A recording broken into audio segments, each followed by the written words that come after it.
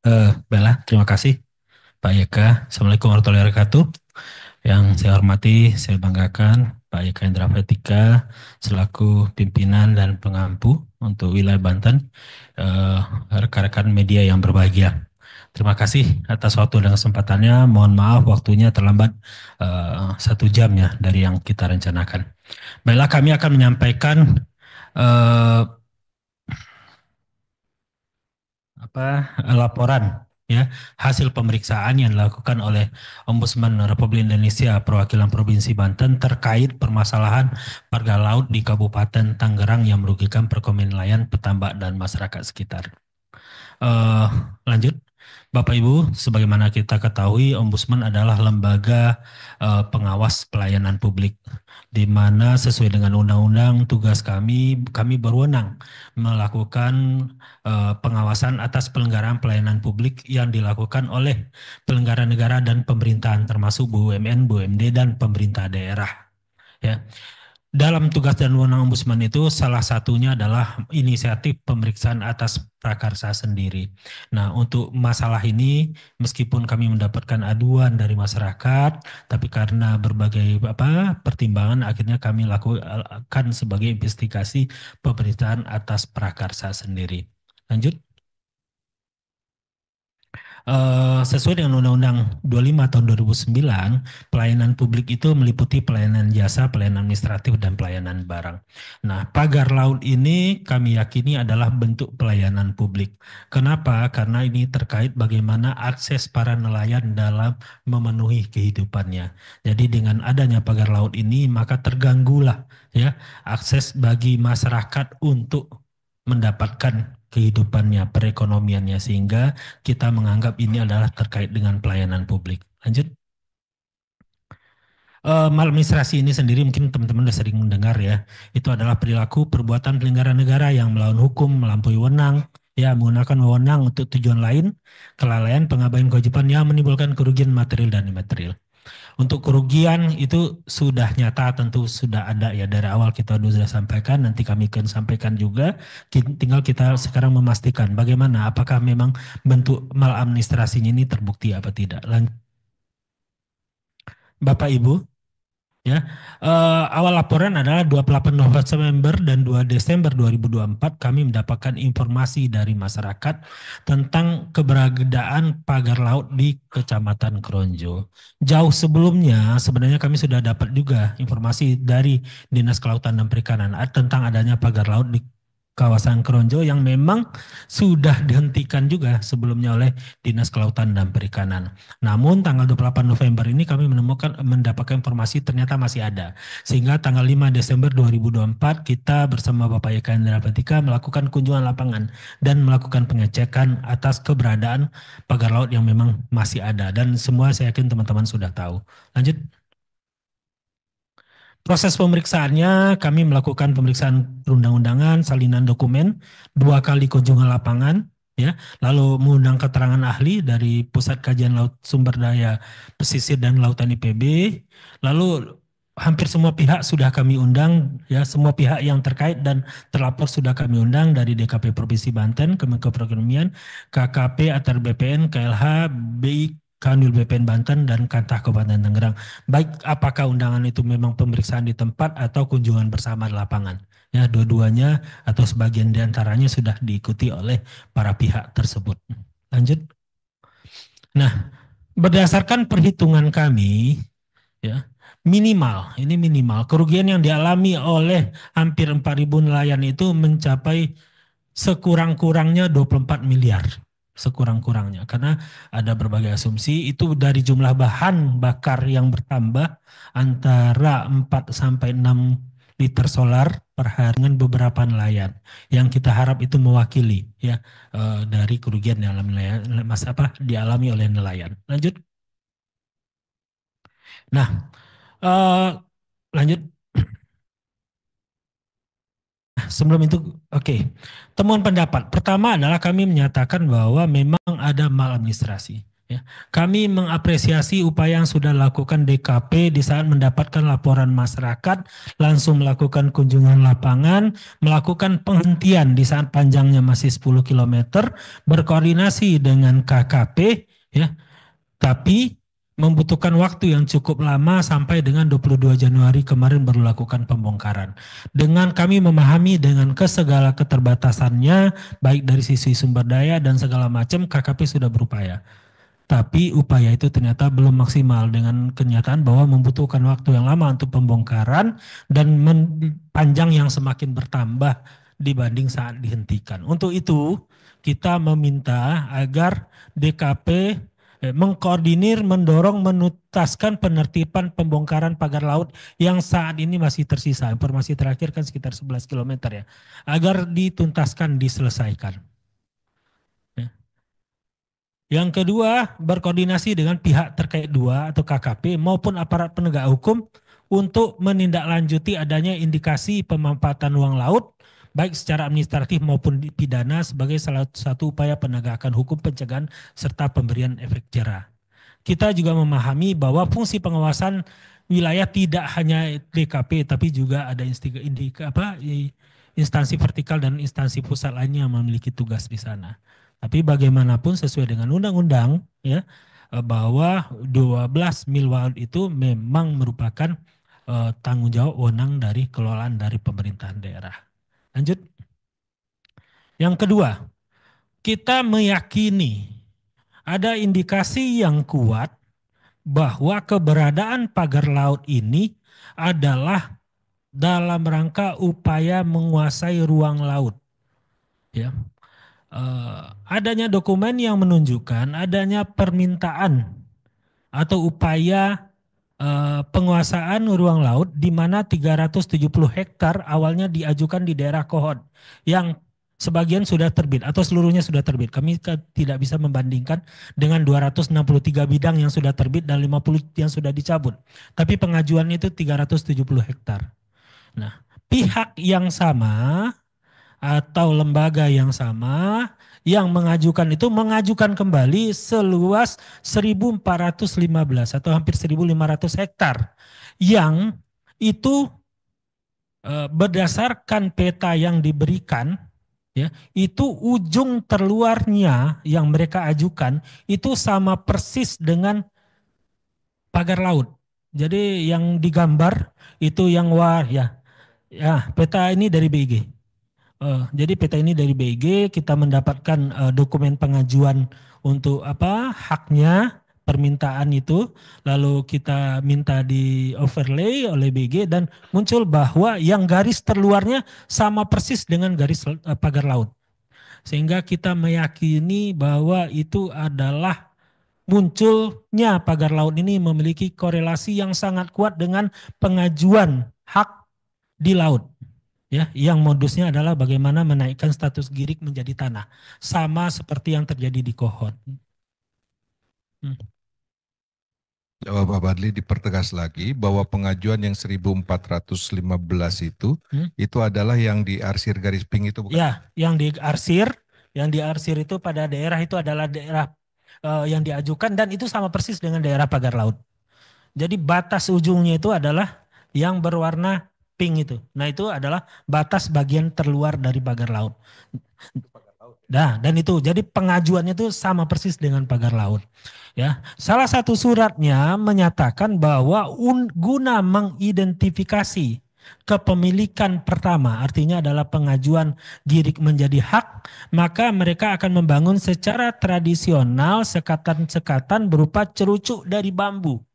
Ya, itu dinyatakan jelas dari surat pengajuan tersebut akan membangun secara tradisional berupa cerucuk-cerucuk dari bambu ya yang menyerupai sekatan-sekatan sehingga memudahkan identifikasi. Kami menenggarai identifikasi di sini adalah pengukuran. Karena kalau enggak gimana caranya mengukurnya kan? Batasnya tidak ada. Ya, jadi kita meyakini bahwa ada indikasi yang sangat kuat keterkaitan antara pengajuan ini. Dan keterkaitan yang sangat kuat antara pengajuan yang pertama dengan yang kedua. Pengajuan yang pertama adalah yang di Kohot yang sudah terbit. Pengajuan yang kedua ya meskipun dari teman-teman BPN menyatakan belum masuk suratnya ya, tapi proses ke Kementerian KKP itu sudah dilakukan, ya. Sudah dilakukan meminta apakah di sana termasuk wilayah laut atau bukan. Nah, itu sudah ditindaklanjuti oleh KKP dengan menyatakan itu bukan. Hal yang sama ternyata terjadi juga yang di Kohot, tapi kan tetap timbul. Jadi kita mendorong agar aparat penegak hukum mengusut tuntas indikasi pidana tersebut.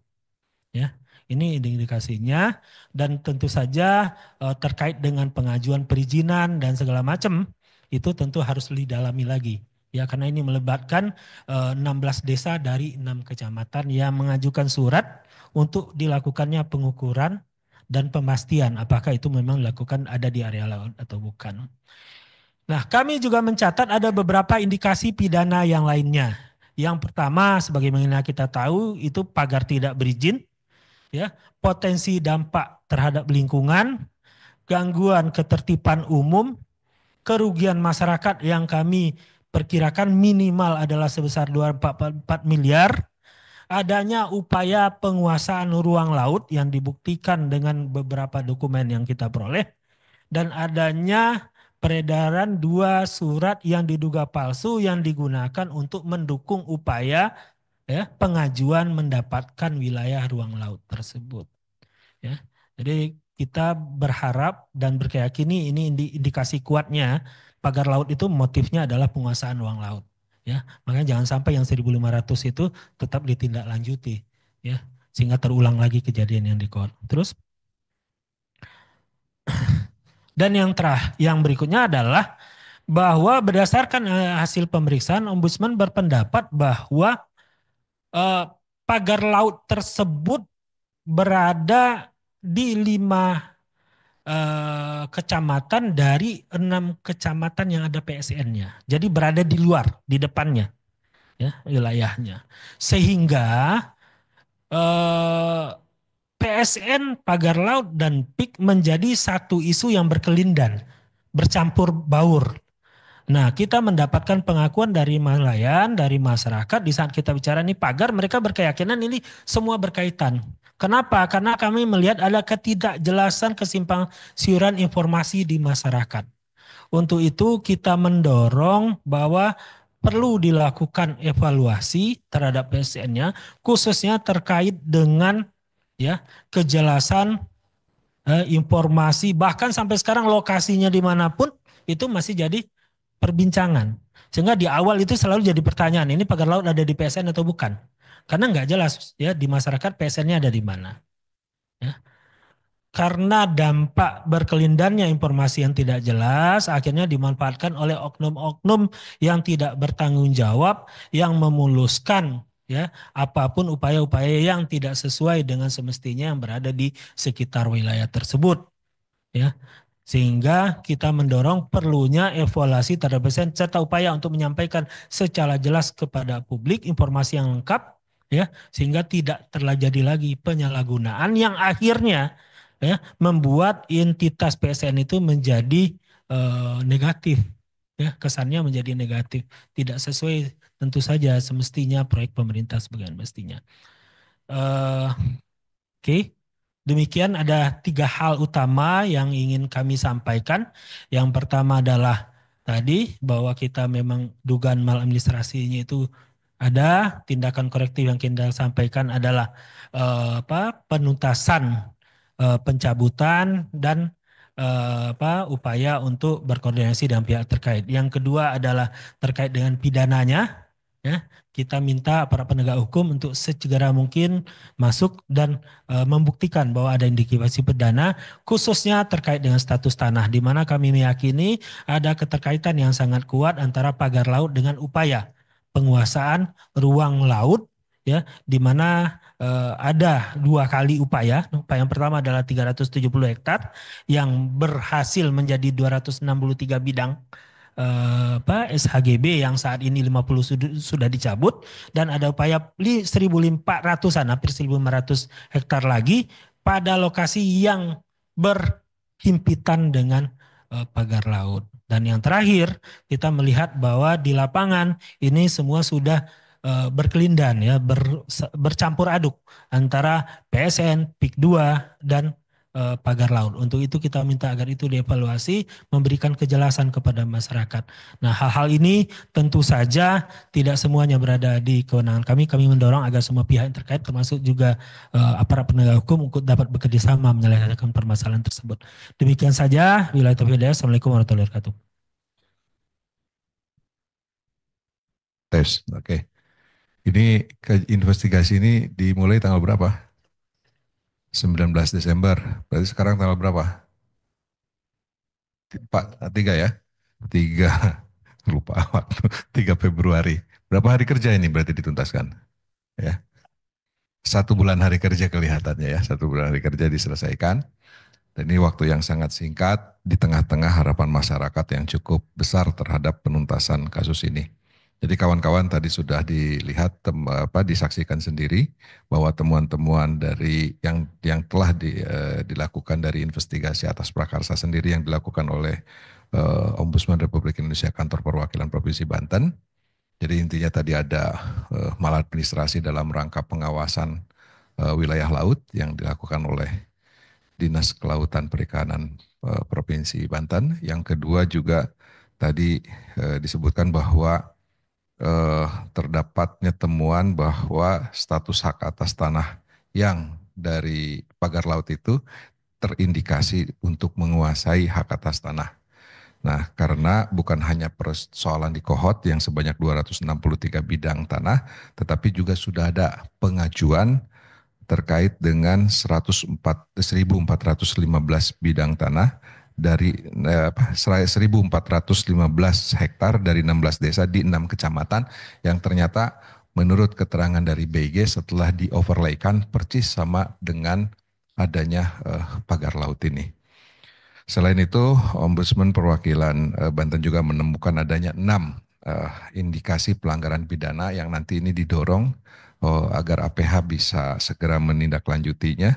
Dan yang terakhir adalah terkait evaluasi terhadap PSN. Karena persoalan pidana bukan wewenang Ombudsman, ya berarti itu nanti Ombudsman mendorong saja. Silahkan itu APH bergerak, ya kalau APH tidak mau bergerak, monggo, itu kewenangannya APH sendiri.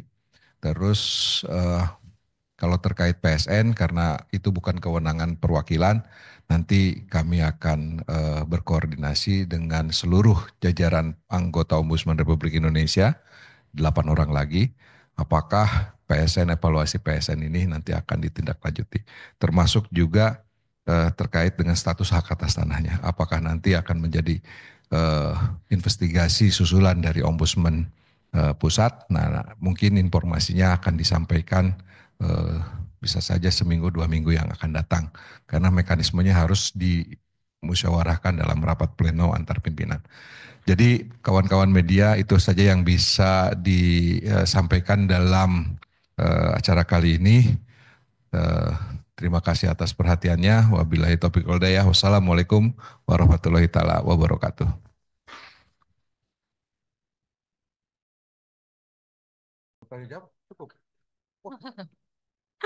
Ya, masih ada yang harus. Jangan yang susah-susah, jangan yang nyudut-nyudutin. Ya, ya, baik. Mungkin bagi untuk sesi pertama untuk 3 penanya dulu, mohon sebutkan nama dan medianya dari mana, Pak? Oh ya, baik. Saya Fadil dari Kumparan. Mohon izin tanya Pak YK dan Pak Fadli. Tadi dipaparkan bahwasannya dari pihak Ombudsman sudah melakukan pemeriksaan kepada para pihak. Dan tadi dipaparkan ada beberapa, tapi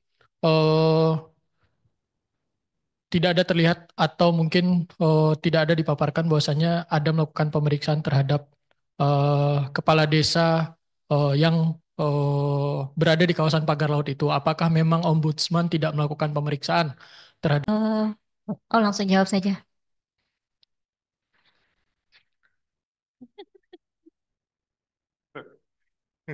Oke, baik kawan-kawan. Nah, karena saya sebagai pengampu Provinsi Banten, jadi setelah apapun yang dilakukan oleh kantor perwakilan Ombudsman Provinsi Banten selalu berkonsultasi.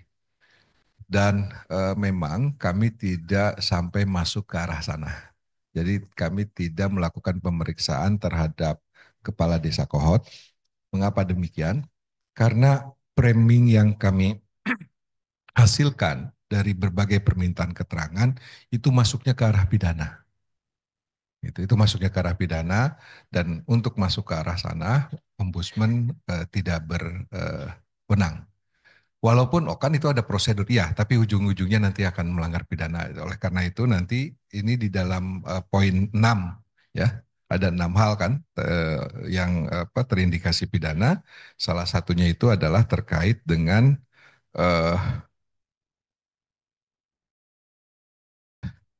yang mana? Terkait dengan upaya penguasaan ruang laut. Ya, jadi ada poin yang kelima terkait upaya penguasaan ruang laut, dan ini kami melihat itu adanya potensinya pidana. Nah, karena ini potensinya pidana, kalau nanti ombudsman dipaksakan mengusut itu, wah itu sudah melanggar kewenangan gitu ya. Jadi ombudsman tidak masuk ke area situ. Itu ya. Terima kasih. Monggo yang lainnya. Ada lagi tambahan nggak? Nah, kalau ada tambahan monggo silakan. Terima kasih Pak Eka. Iya, satu memang itu. Yang kedua, sekali lagi fokus kita kan masih awalnya adalah pagar laut.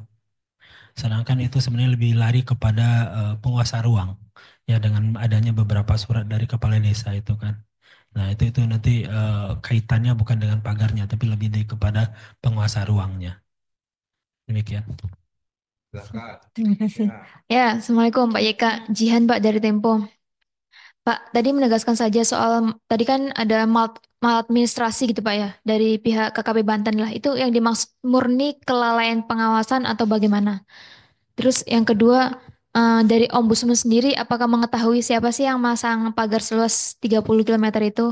Yang ketiga, dari 1.500 upaya pengajuan tadi, itu masih di tahap bertanya ke KKP Banten, apakah itu dulunya wilayah Girik atau bagaimana? Terus siapa yang berupaya mengajukan tadi, yang sekitar 1.500?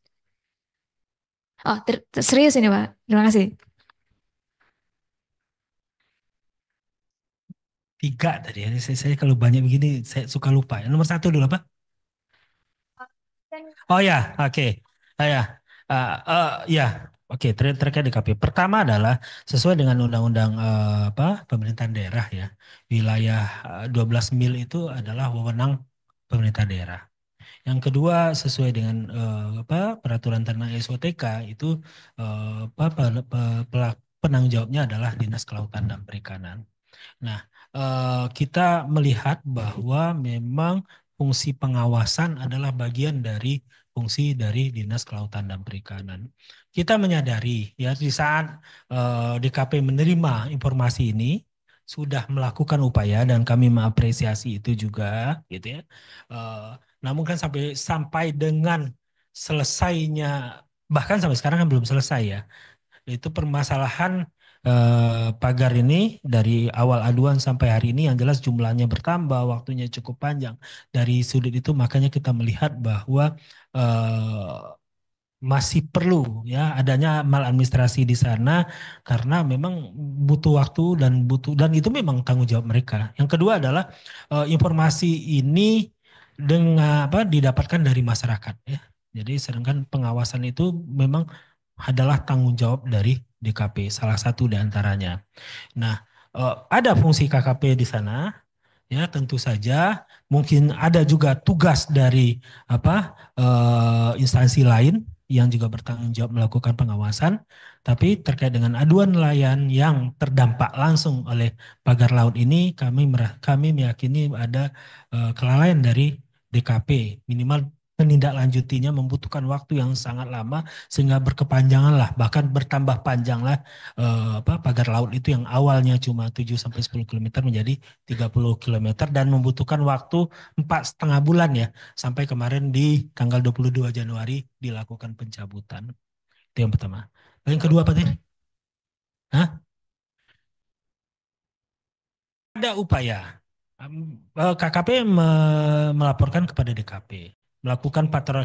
Oh ya, DKP melaporkan kepada KKP, melakukan patroli secara bersama-sama, menghentikannya juga, ya, menghentikan di bulan Oktober ya kalau saya tidak salah, menghentikan.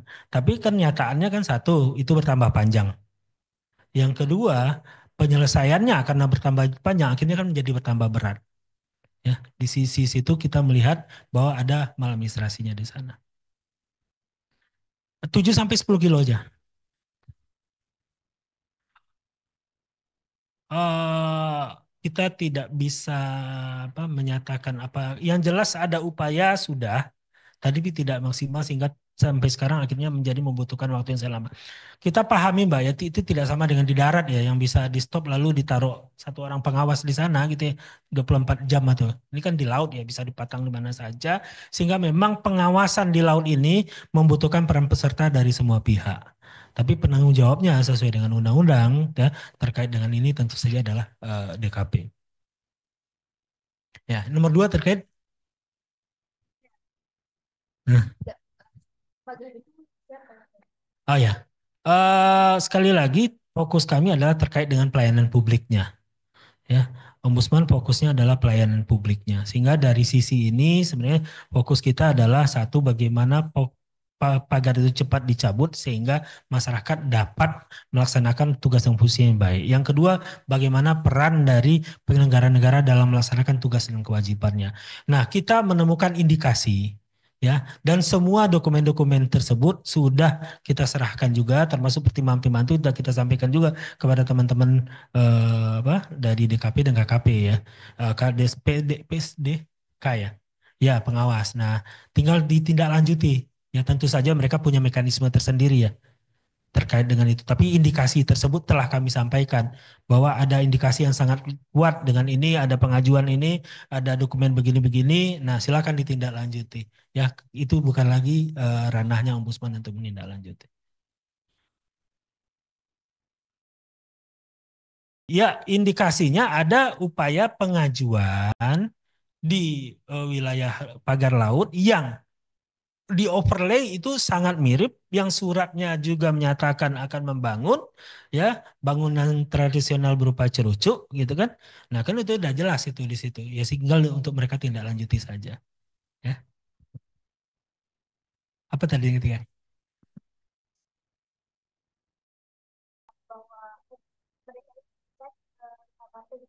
Hmm. Oke, prosesnya berdasarkan keterangan para pihak bahwa proses itu menurut teman-teman ATR BPN belum sampai di ATR BPN, ya, dan sudah tidak diberikan rekomendasi oleh KKP. Cuma jangan lupa di yang 370 itu pun DKP tidak memberikan rekomendasi, tapi ternyata HGB-nya terbit kan gitu loh. Nah, kita juga berharap yang 1.500 ini karena dari KKP sudah tidak memberikan rekomendasi, jangan sampai nanti prosesnya tetap berlanjut ya sehingga berulang kembali kejadian yang ada di Kohon.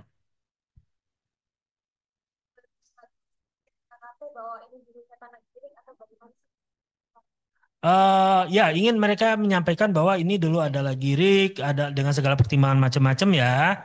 Lalu ingin menyatakan bahwa sekarang sudah ada tanah timbulnya, sehingga minta diterbitkan kembali, menanyakan apakah itu garis pantainya segala macam. Intinya seperti itulah. Aduh, saya judul. Coba dibuka di perihal sana. Coba dibantu.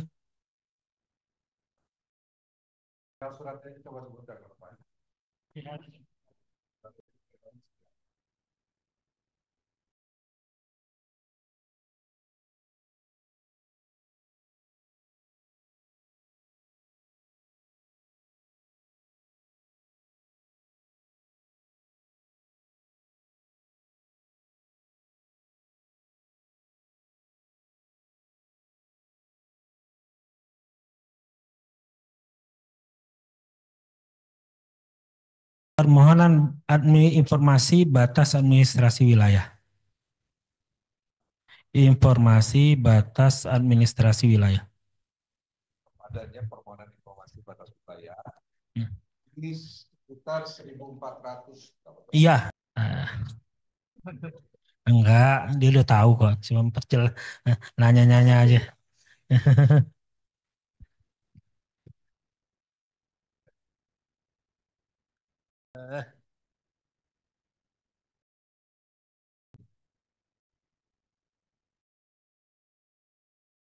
Law firm Septian Wicaksono dan partner.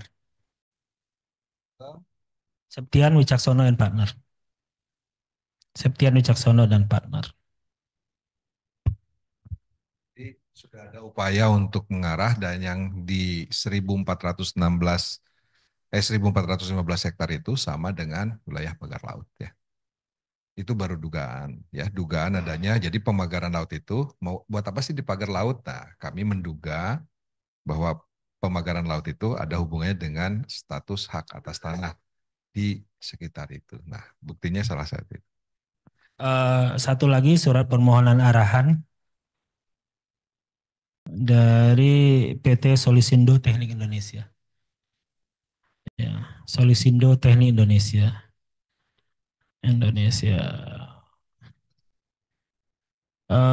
Memohonkan arahan batas-batas wilayah untuk rencana identifikasi bidang-bidang tanah yang berada di Kabupaten Tangerang, Banten untuk kepentingan penerbitan alas hak berdasarkan letter C yang telah terbit di lokasi tersebut. Totalnya 1.415 hektar dari 6 kecamatan tadi dengan jumlah kapling 389 kapling. Oke, bahwa menurut mereka bahwa pada bidang-bidang tersebut secara administratif telah tercatat pada buku kas C di 15 desa tersebut selama beberapa tahun berjalan, tapi tidak bisa dimanfaatkan karena adanya gelombang air laut dan pasang surung air laut. Dan pada saat kembali terlihat timbul lebih kurang 53 hektar. Makanya mereka meminta agar Direktur Perencanaan Ruang Laut, CQ Direktur Pengelolaan Ruang Laut Kementerian Kelautan dan Perikanan Republik Indonesia kiranya dapat menerbitkan surat keterangan dan rekomendasi perubahan zonasi dan peruntukan di lokasi yang akan dimintakan oleh masyarakat itu. Cukup ya, udah masuk, udah. Terus apalagi, udah beres ya kayaknya, udah sore loh ini 3:52.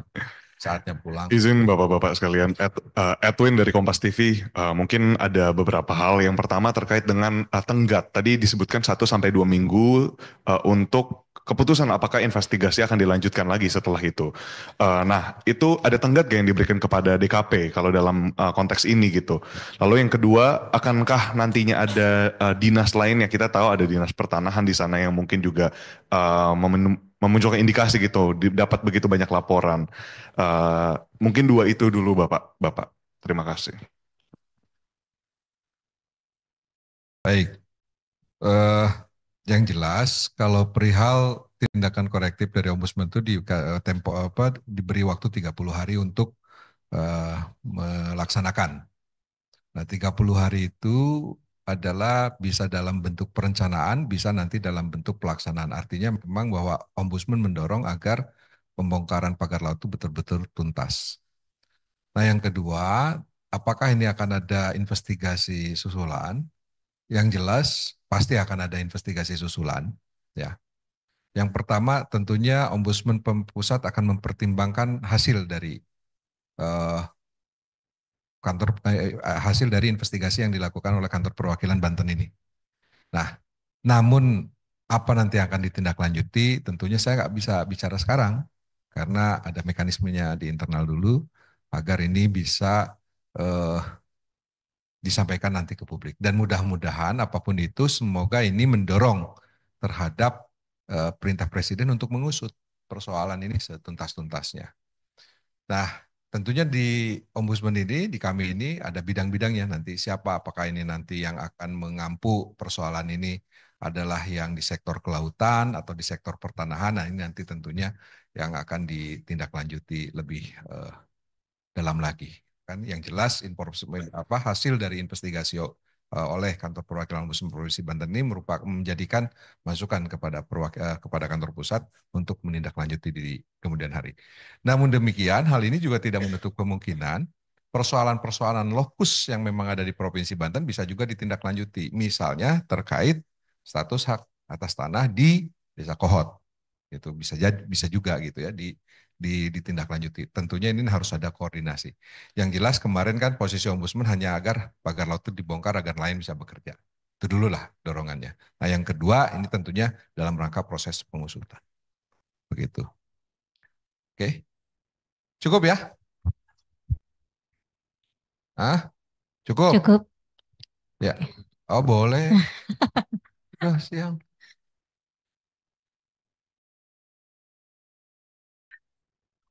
Selamat sore Bapak-Bapak. Saya Umay dari Tirto.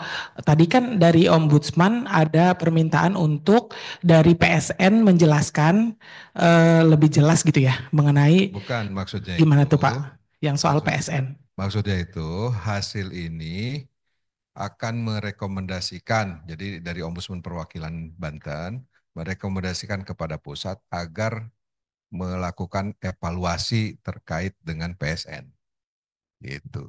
Nah, apakah nanti kami akan melakukan evaluasi terhadap PSN? Itu yang tadi saya katakan, ada waktu sekitar 1 minggu atau 2 minggu. Yang jelas dasarnya, mengapa ini yang dilakukan, mengapa ini perlu dilakukan? Karena pemagaran sepanjang 30 km itu selalu dengan modus ini PSN.